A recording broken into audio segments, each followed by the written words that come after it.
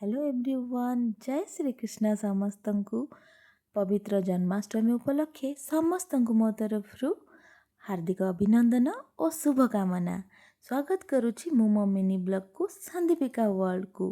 जेहेतु आज जन्माष्टमी तो मो स्वामी इच्छा थिला आमे कान्हाजी को गोटे सुंदर बंसीटे दो बोली। तो मार्केट रू जाइकी बंसी तो किणी आनलु, किंतु ताको गोटे सुंदर देखा जिबा पई मु मो दिमाग लगेकी ताको डेकोरेशन करवा स्टार्ट कर दी थी। देखंतु किछि less and stone and patches आउ मयूर पुछ देकी मु आरंभ कर दी थी। बंसीटी को बहुत सुंदर करवा भाव लगी पड़ी थी। तो एथिरे सफल हेली। देखंतु बहुत ही सुंदर बंसी देखा जाउची। एठी ए बंसीटी को नहीं आमे प्रभु निकुंज बिहारी मंदिर रे दबार थिला, जोठिकी आमर बाहाघर होइथिला। तापरे मु मो सखाळर सबु काम सारी मो घरर पूजा सारिकी नीति पूजा सारिकी बाहरी पड़िथिलु आमे मंदिर। एटी भोगराग मु सब रेडी कर देइथिली। तापरे आमे जाइकी पहुंची जाइथिलु प्रभु निकुंज बिहारी मंदिर रे।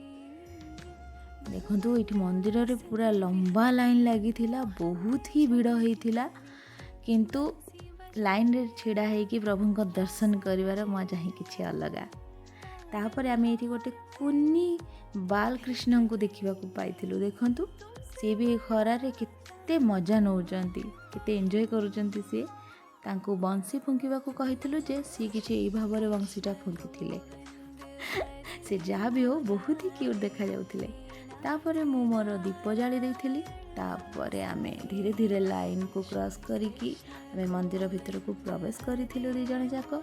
तापरे एटी देखंतु बहुत ही भल भाबरे पूजा आमे करिथिलु, ठाकुरन को भी दर्शन करिथिलु प्रभु निकुंज बिहारी को। जेहेतु आम बंसी टिके बड़ हो जाइथिला तो प्रभुंक हाथ रे लागि पारि नथिला, तो भाईना ताको कहिकी ताको आंठुआ गोपाल पाखे रखी देते। बहुत ही खुशी लगिला। जा हो आमे तैयारी करथिबा बंसी को प्रभु आंठुआ गोपाल पाखे रखागला। देखंतु मो प्रभु पाखे प्रार्थना भी कली, प्रभु जगतर मंगल करंतु, समस्त को भलरे रखंतु। तापर आमे पूजा अर्चना सारिकी घर को फेरी। घर को आसिकी दीदी घरे एटी बाल गोपाल को भी रखा होता। मुझे बाल गोपाल संगे आसिकी बहुत खेली थी। आमे दुई जन तांको झूलारे झूले भी थिलु। बहुत ही खुशी लगिला। मोर बहुत ही इच्छा थिला आगरू मुझे बाल गोपाल को खेलाए।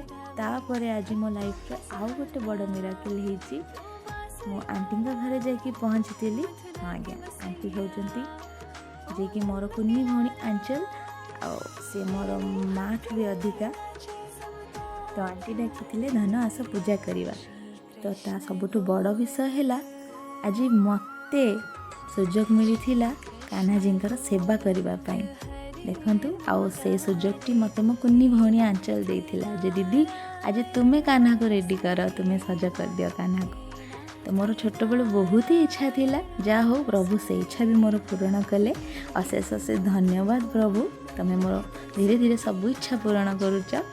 एंड मु कान्हाजी को एमती गाधे पाधे कि एमती मु रेडी कर देइथिली। देखंतु कान्हाजी केते सुंदर देखा जाउचंती, कहार भी नजर न लागू।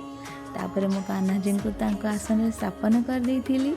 एंड सेठी अंकल तापर पूजा अर्चना आरंभ कर देइथिले।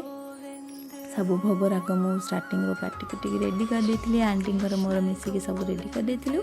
एंड पूजा सारिकी आमे ठाकुर को बहुत भल भाव पूजा करूँ। पूजा सारा पर आम कान्हाजी को समस्त कान्हाजी आशीर्वाद नहीं। तो यही वर्षर जन्माष्टमी मोर किसी नियारा थिला, बहुत ही भल भाव कटिला। आशा करुँची आपण मानकर भी बहुत ही भल भाव कटि।